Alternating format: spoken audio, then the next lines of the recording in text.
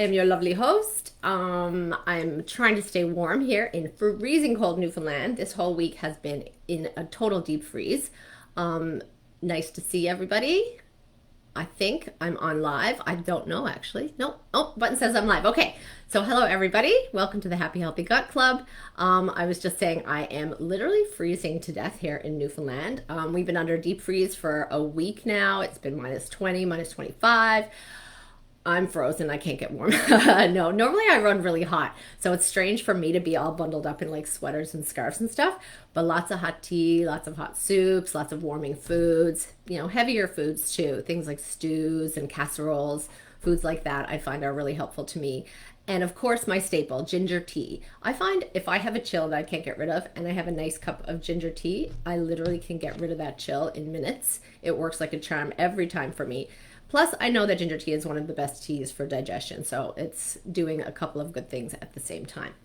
So I'm coming to you live today because I kind of want to introduce this month's topic. You may have noticed the posts from today and yesterday are all surrounding core strength. And so you may wonder, well, this isn't an exercise group. What are we talking about? Crunches and posture and all of those things. But core strength really does have a lot to do with your gut health. So that's what we're going to get into today. And I kind of want to give you just an overview of the kind of things we're going to be talking about this month.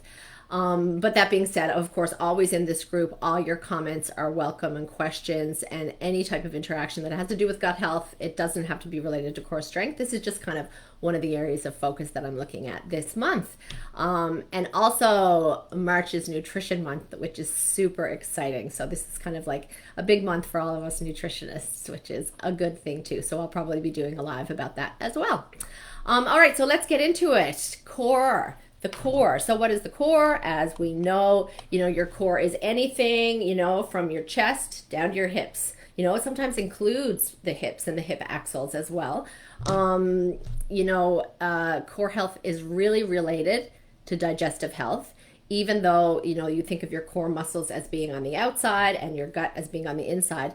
Everything is connected, right? As a holistic nutritionist, literally, I am a big fan in seeing the interrelationships between things. And one of the cool things, is when somebody starts to work on their digestive health, they start to notice these great benefits in other areas of the body, like maybe the arthritis in their knees is getting better, or maybe their brain fog is getting better, their depression and anxiety is going away, their skin is improving. Like everything in the body is related, and you cannot have an improvement in one area without an improvement in the other. But, core strength and gut health are really intricately linked. So we're going to get into that now. Poor digestion really has been linked to things, many things, right? Reduced energy levels, obviously all things gut health, like irregular bowel movements, constipation, acid reflux, negative eating habits, definitely, weight gain. When you don't have a good digestion, you can often have really stubborn weight loss. So taking care of your digestion really is the key to living a really healthy, well-balanced life. The gut is the root of everything, and this has always been my focus, and that's kind of why I went into looking at gut health as my main area of study, right? So this month inside the Happy Healthy Gut Club, I'm talking about all things core, right? So we're going to just talk a little bit about the background there. Basically, digestion, right? You chew up your food, you swallow it down, it goes into the stomach, digestion continues, usable nutrients are absorbed as it passes through the rest of the gut, right? You can't consciously control your digestion for sure. But unconscious muscular tension in the core, in the spine, related to posture, weaknesses in any of the core areas really can still affect your digestive process, right? The gastric muscles in your stomach, they churn up your food, your stomach muscles expand and contract. They move the diaphragm. The diaphragm has a lot to do with digestion as well. The movement of the diaphragm helps push the food down as well as you breathe, right? All these muscles are working in concert with each other. And the intestines themselves are basically tubes of muscles, right? They're circular muscles and longitudinal muscles that work in kind of tandem with each other. When they squeeze in different ways, you end up getting these wave-like contractions that move the food along the gut, right? Gravity alone would not be enough to help the food move all the way through these long coiled tubes that are your intestines, right? So they need muscular contractions to actually squeeze the food along and mix it as it goes. And finally, the core muscles themselves in our exoskeleton, right? Your digestive system is enclosed with all of your abdominal muscles. You've got, you must have heard of the internal and the external obliques. They compress the stomach and they help aid, elimination and the movement of food through the intestines. And if you've got your core muscles on the outside as, weak, then basically it slows down the digestive process, right? Your digestion, your elimination can be sluggish. You can get more gas and bloating, other stomach issues, and definitely it's related to the poor nutrient absorption, right? So strengthening your core muscles and improving your posture make this process of digestion a lot more efficient. And this can play a key role in how efficiently your digestive system works. It can affect everything, right? From like your energy levels to your immune system health, to your metabolism and how you maintain a healthy weight. Strengthening the core is really different from other types of strength training because it requires you to work, multiple groups at once, right? Rather than, like if you were to go do a bicep workout, you could isolate that one muscle. But core work involves all these different abdominal muscles and the oblique muscles and some of the muscles involved in the hips. So the best core strengthening exercises really require integrated, coordinated movements that sort of end up engaging the whole entire body, right? Yoga, of course, for me is my favorite way to strengthen the core. I'm not one to go to the gym and do sit-ups. I gotta tell you, I have done them, but they're not something that I love doing. I do them if I do a exercise class. But, really for me, yoga is the way that I find I can hit a bunch of different things at the same time. And core strength is one of the foundational principles used in yoga, right? It's really good because, you work a lot of different muscle groups at the same time in the different poses that you put yourself in.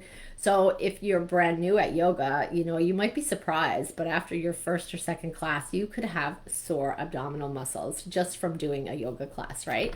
There's different poses, right? You can think of like boat pose, child's pose, the standing forward bend, downward dog, triangle pose. These are all really fabulous poses that are great for improving digestion. They stretch and relax your abdominal muscles as well as engage them, right? Depending on the different forms of the movement. And they really help you address problems like bloating and hyperacidity.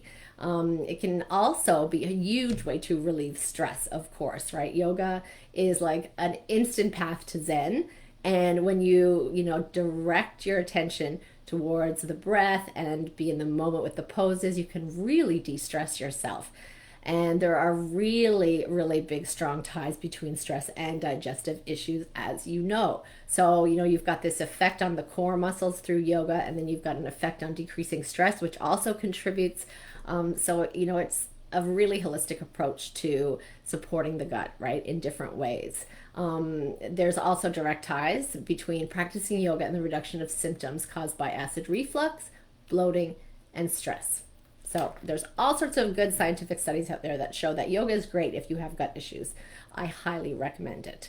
And also with yoga, I mentioned breath work, right? In yoga, you talk about following the breath, breathing with the poses. Breath is really very present with you when you're practicing yoga, and breathing is something that can also affect your digestion, right? Proper breathing habits can help aid problems like heartburn and bloating. All you really need to do, though, you don't need to even do yoga. You just have to practice kind of sitting up straight, breathing deeply and consciously, slowly in and out, and using your belly muscles, right? You can put your hand on your stomach and feel your stomach going in and out with the breath. If you put your hand on your stomach and breathe, and your stomach isn't moving, then you're breathing quite shallowly. You're only breathing in the top of your lungs. But if you use your belly to support the breath, it really draws that breath down deep into your lungs, which is supporting the digestion. We talked earlier about how the diaphragm moving up and down pushes in on the digestive system and supports the forward motion of things through the gut. So this is another way that is supported as well. Deep belly breathing helps you relax and addresses stress as well. It supports the parasympathetic nervous system, which is the area of our nervous system that supports rest and digest, right? So managing your stress is very good for the gut. So that's something there to think about too. So then, that's yoga, that's breathing, that's de-stressing, and all of these things that supports the core. But then, of course, there is the exercise piece, right? Walking is one of the best exercises you can really do. It activates the digestive system when you're out for a nice brisk walk. It stimulates the digestive system to, contract, allows the passage of food through the system, which supports regular bowel movements, really. You know what I mean? Moving that body, moving the lungs, getting everything going really supports regular transit time in the intestines. Also, less gas and less bloating, of course, when you have those regular elimination patterns supported. So the aim would be like 20 to 30 minutes, 3 to 4 times a week of walking. That would be a beneficial amount for sure if that's your main form of exercise. Cycling is also another really good one. Obviously for us here in Canada in the winter, cycling may not be something that is available to you depending on where you live. Like it definitely wouldn't be available here where I live. But then, if you go to the gym and there's cycling classes or stationary bikes there that you can use, it's a great way to support the functioning of the digestive system. Definitely. It helps also reduce the water that is lost in your stools, which also improves digestion. It creates wonders in raising the metabolism, which supports the loss of belly fat, all sorts of different things that can support that digestive process, right? Then, of course, is the lovely crunches. Crunches, I won't lie, not my favorite thing to do. Not to say I don't do them, but they're definitely not a regular part of my exercise system.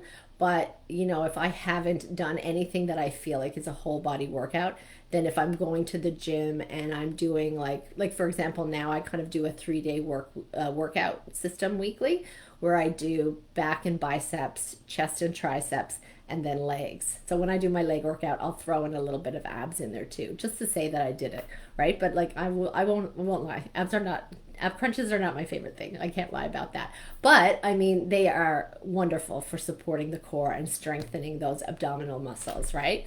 And this, of course, like I mentioned, strengthens the passage of food through the gut, strengthens, the intestinal movements, and strengthens all of the digestion. So they are good for that.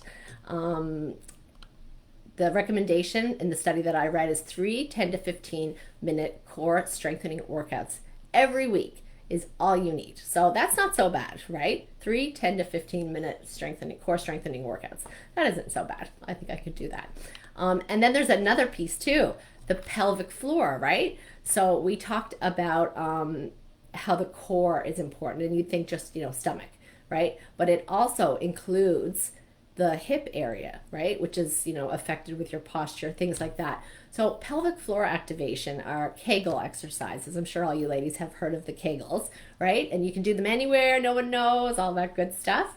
But it's really cool because, over time, if you really are active in doing your Kegels, which I think is important for everybody because as women, we lose a lot of our muscular, tone in that area as we age. Yay us.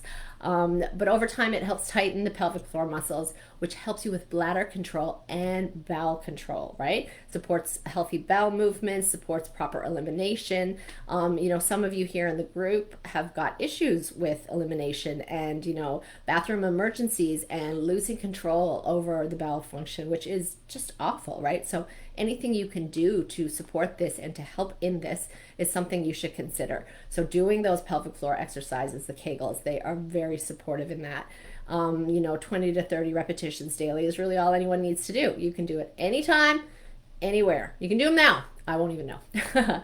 All right. So, this month you're going to see lots of posts from me about core exercises. So if you see a post of a woman doing a sit-up, please don't turn away in horror. Just take a look. It may not be what you think. I'm connecting, that core work with the functioning of the digestive system. So it'll be really interesting for you, I hope. And as always, I'd love to hear your comments and your feedback. People post in the group. We've had some great engagement, last month, and I've been thrilled with talking to a whole lot of you ladies out there on the phone and inside the group. And anyone who wants to connect with me further, just send me a message. I'd be happy to connect with you and talk to you more about, what I do, what's going on with you, what the next best steps might be for you.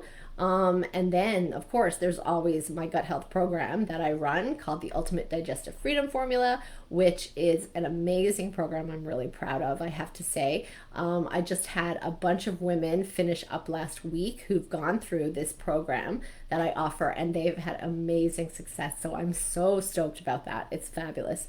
Lots of reduction in gas and bloating. One woman has gone off her, acid reflux medication, which I love it when somebody goes off their acid reflux medication. I'm thrilled about that. What else? Lots of weight loss and things like that. That's just an obvious side effect of improving the gut health. But there's been lots of wins, and I'm really pleased with this program. So if you're curious about it, want to know anything more about it, just reach out to me. I'd be happy to let you know what it is that I do and what I offer. But either way, anybody I connect with, I try to make sure we have a plan for them going forward and the best next steps for them to get closer to their gut health goals. So that's it for me. I'm going to go back to being wrapped up here and cozy with hot cups of tea constantly and try to stay warm until this bitter cold snap ends. But I hope everybody is well, and I look forward to talking to you inside the group. Okay, see you later, guys.